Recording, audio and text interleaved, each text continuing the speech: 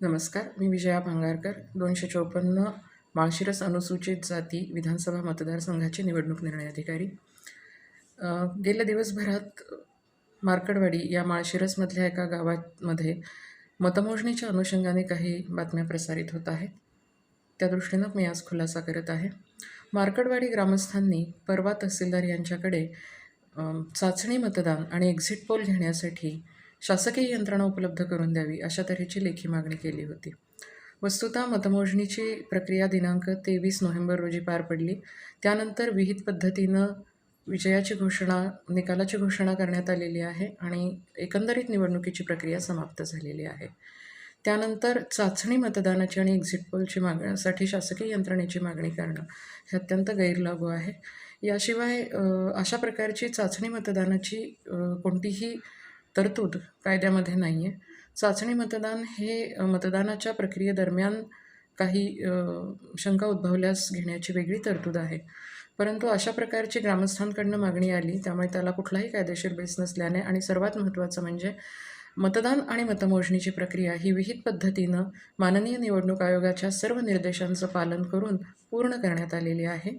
मार्कडवाडी या गावामध्ये एकूण 3 केंद्र आहेत. या 3ही केंद्रांमध्ये प्रत्यक्ष झालेलं मतदान आणि मतमोजणीत मोजण्यात आलेली मतं यात अजिबातही तफावत आढळून आलेली नाही. याशिवाय या मतदानाच्या दिवशी तिथे एकूण 3 केंद्र आहेत. त्या 3ही केंद्रांवरती पोलिंग एजंट्स उपस्थित होते. त्यांच्याकडून कुठलीही तक्रार उपस्थित झालेली नाही. मतमोजणीच्या दिवशीसुद्धा मतमोजणी एजंट्स उपस्थित होते. त्यांच्याकडनं सुद्धा या केंद्रांची मतमोजणी चालू असताना किंवा झाल्यानंतरसुद्धा कुठलीही तक्रार उपस्थित झालेली नव्हती. आणि आता मतमोजणीची प्रक्रिया संपल्यानंतर विहित पद्धतीनं निकालाची घोषणा झाल्यानंतर आणि निवडणूक प्रक्रिया समाप्त झाल्यानंतर जवळपास 6 दिवसांनंतर अशा तऱ्हेची मागणी ग्रामस्थांकडनं करण्यात आलेली आहे. त्यामुळे ती मागणी फेटाळून लावण्यात आलेली आहे. मुळातच निवडणुकीच्या प्रक्रियेमध्ये प्रत्येक टप्प्यात उमेदवारांना सहभागी करून घेतलं गेलेलं आहे.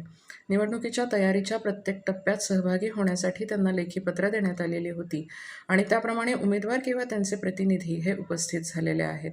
वेळोवेळी म्हणजे मशीन तयार करताना अभिरूप मतदान 1000 मतांचं काही निवडक मशीन्सवर घेतलेलं आहे. त्याच्यात ते तफावत आढळून आलेली नाही. त्यानंतर संपूर्ण 345 केंद्रांवरती मतदानाच्या दिवशी सकाळी अभिरूप मतदान घेण्यात आलं होतं 50 मतांचं. त्यातही कुठेही तफावत आढळलेली नाही किंवा कुठल्याही तक्रारी प्राप्त झालेल्या नाही आहे. खुद्द मार्कडवाडीच्या बाबतीतसुद्धा मतदानाच्या दिवशी असू देत किंवा मतमोजणीच्या दिवशी असू देत कोणत्याही प्रकारची तक्रार अथवा फेरमतमोजणीची मागणी करण्यात आली नव्हती. आता जे वृत्त प्रसारित होतं आहे ते मात्र थोडंसं वेगळ्या प्रकारचं आहे.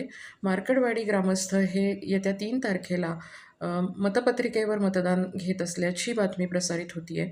पण मुळात मला हे स्पष्ट करायचं आहे की अशा प्रकारची कोणतीही मागणी या ग्रामस्थांकडनं प्रशासनाकडे करण्यात आलेली नाही.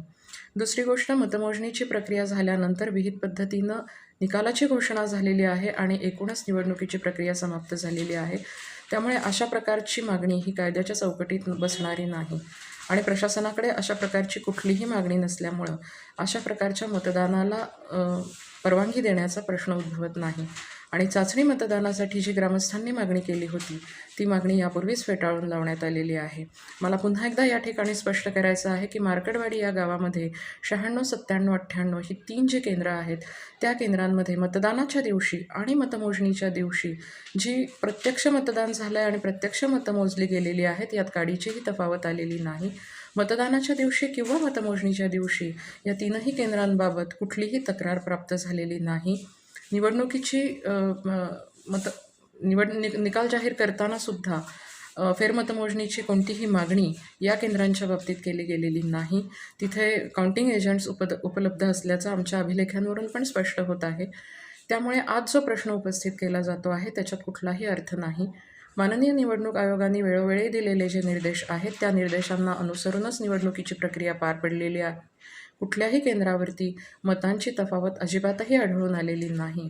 त्यामुळे एकंदरीतच मार्कडवाडी ग्रामस्थांनी उपस्थित केलेला प्रश्न हा गैरलागू आहे, चुकीचा आहे आणि प्रशासनाने याच्या बाबतीत योग्य पद्धतीनं कामकाज केलेलं आहे असं माझं सांगणं आहे. धन्यवाद.